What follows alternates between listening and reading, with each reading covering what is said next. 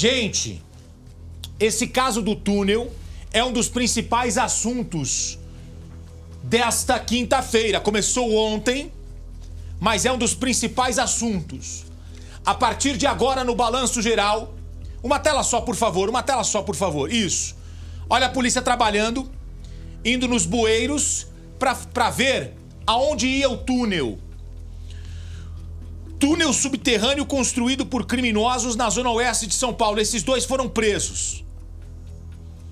Um dos arquitetos do túnel é o mesmo que participou do roubo milionário do Banco Central em Fortaleza, que também foi através de um túnel. Ô Gotino, esse túnel que a polícia descobriu, onde começa? O túnel começa no bairro Higienópolis. Conselheiro Brotero. Na Conselheiro Brotero. A loja foi alugada.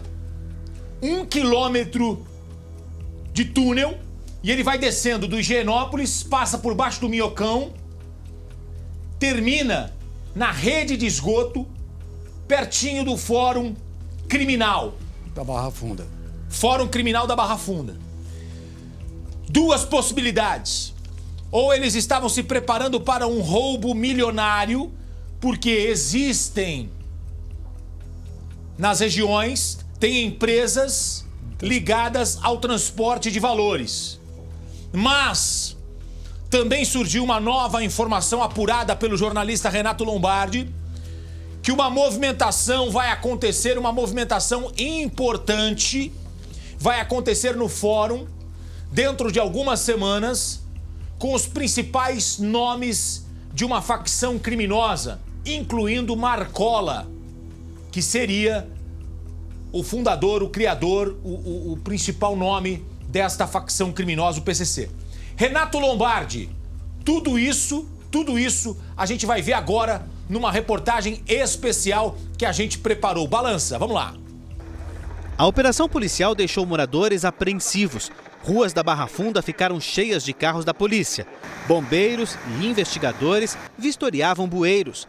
Eles tentavam descobrir qual era o destino deste buraco, onde começava um túnel que vinha sendo escavado há 3 meses. Para quem passava pela rua Conselheiro Brotero, aqui funcionava uma distribuidora de água. Passo aqui toda noite, nunca vi, né? Nunca pensei que podia acontecer uma coisa assim. Lá dentro, pilhas de água mineral reforçavam o disfarce usado pela quadrilha para não chamar a atenção da vizinhança. Mas a água mesmo, ninguém vendia. Não, a água não vendia, porque eles falaram que era só depósito, distribuía para outro lugar.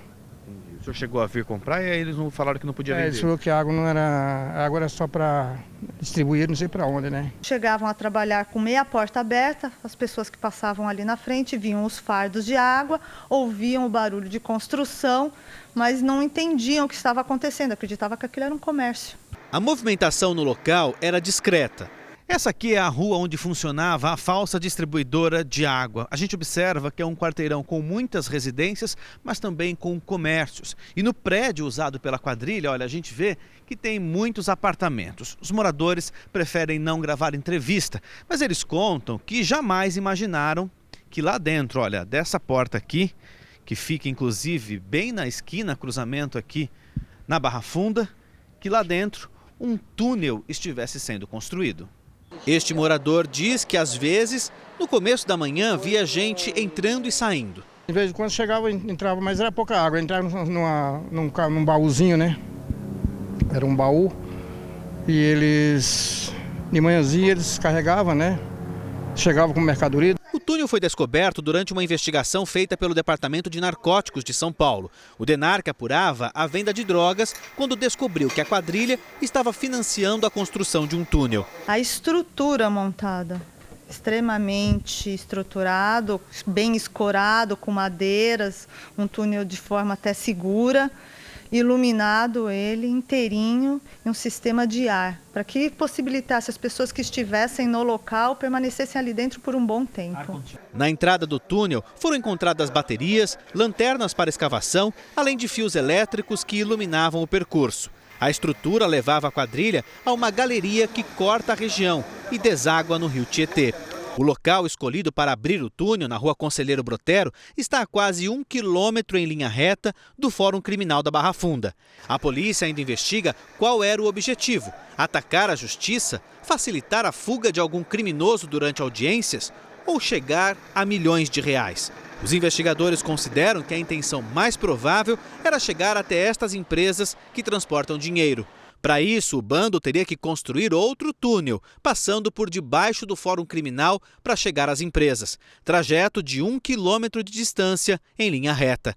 A polícia conseguiu prender 2 homens que estavam na falsa distribuidora de água. Elcio Antônio de Souza, de 35 anos, e Raimundo de Souza, que estava com este documento falsificado.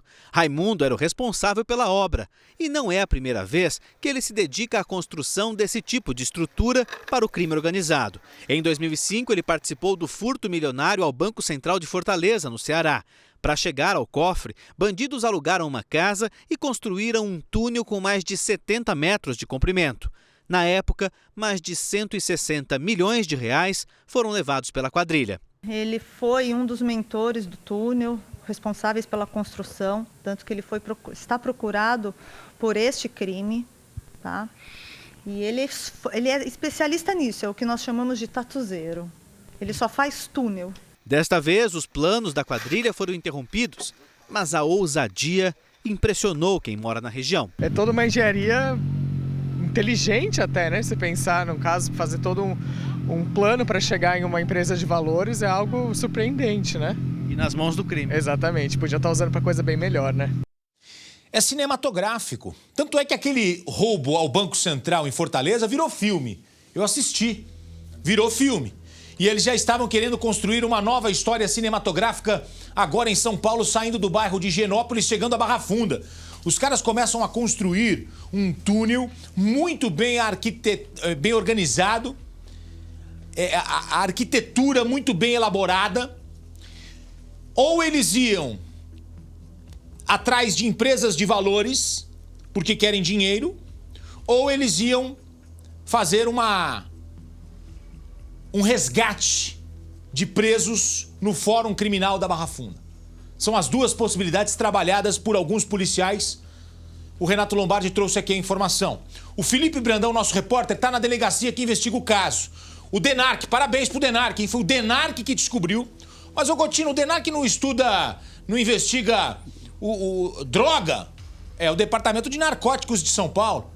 Mas quando o policial descobre uma coisa, mesmo não sendo da alçada dele, policial é policial, 24 horas por dia. E foi o Denarc que descobriu tudo isso, né? Felipe Brandão, novamente boa tarde pra você. Atualiza o noticiário pra gente. Vamos lá, ao vivo.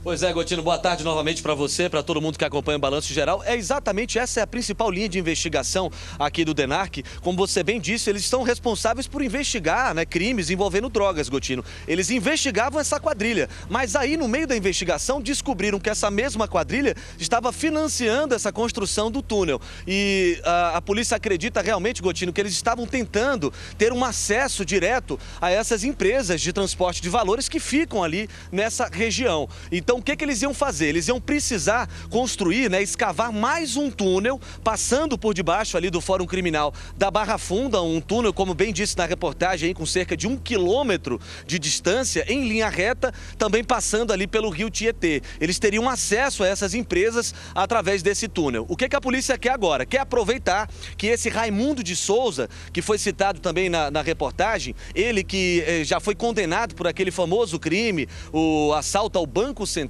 que virou até filme, Gotino. Esse cara, ele está sendo investigado pela polícia porque os policiais sabem que ele provavelmente era o cabeça, né? Ele sabe como praticar esse tipo de crime. Então, através do Raimundo de Souza, que é um bandido que estava foragido, a polícia acredita que pode chegar aos outros integrantes da quadrilha. Agora, um crime, né, Gotino, que foi evitado pelos policiais. Engraçado porque eram policiais do Denarc que estavam investigando a questão do tráfico de drogas e o bom trabalho da polícia acabou levando eles para um outro crime que estava prestes a ser realizado, viu, Gotino? Tá aí, Renato Lombardi, que história é essa que nós temos nesta semana em São Paulo? Um túnel passando por baixo da cidade, orquestrado por criminosos. Que história, hein? Então, vou acrescentar mais um pequeno detalhe a respeito disso. O diretor do Departamento de Narcóticos da Polícia Civil de São Paulo chama-se Rui Ferraz Fontes.